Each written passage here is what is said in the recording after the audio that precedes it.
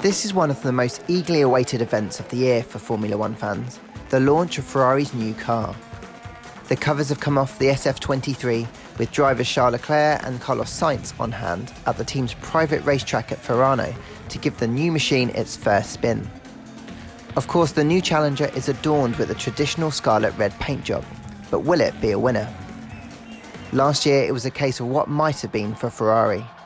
The new era of Formula One, with the all-new ground effect style cars, started brilliantly for the Scuderia last year.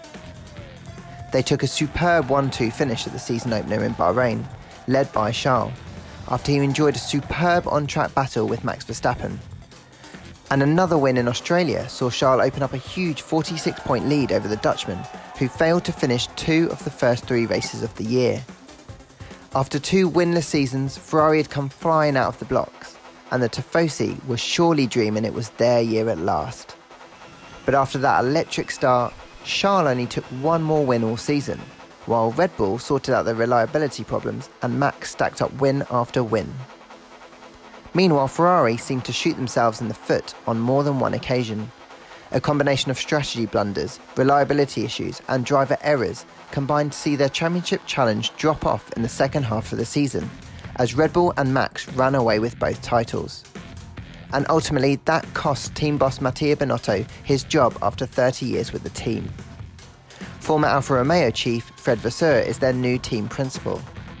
Fred has a brilliant record in motorsports junior categories and led the Sauber Alfa Romeo team for almost 6 seasons. Before that, he had a short spell at Renault, so he has tons of racing know-how and has experience of working for a big car company. Being a team boss of any Grand Prix outfit is extremely demanding, but running Ferrari is on another level.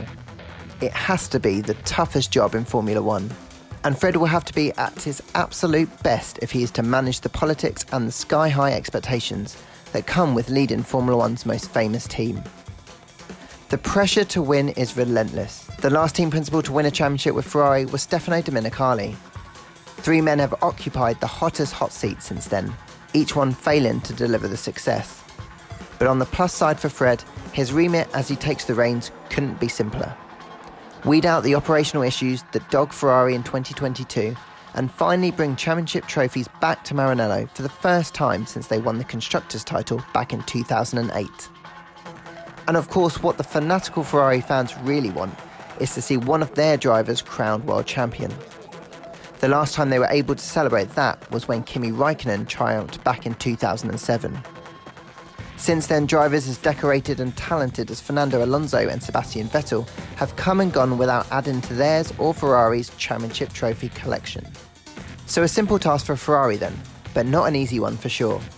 To win one or both titles means they'll have to topple Red Bull Racing and Max Verstappen, with both coming off record-breaking seasons last year.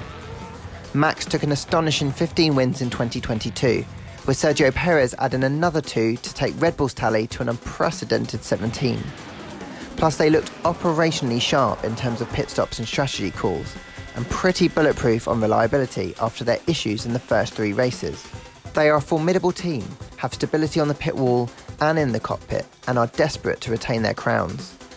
Mercedes will also surely pose more of a threat this year. They got their new car wrong last season, but have been working flat out to ensure that doesn't happen again this time around. So Vasseur and his new team will be up against some ruthlessly tough opposition this season. But let's not forget, last year Ferrari did arguably the hardest part. They designed and built a car that was blindingly quick. 12 pole positions across the year is proof of just how fast the F175 was. And in Charles and Carlos, Ferrari have a super talented driver lineup with plenty of experience now as well. Charles was already a winner, of course, but Carlos also joined the winner's circle last year and is fired up to add to his tally. And you can be sure both are eyeing a championship tilt if they have the car to do it. So it's a new face at the top at Ferrari, but only time will tell if Fred Vasseur can succeed where his predecessors have failed and lead the Scuderia into a new era of championship success.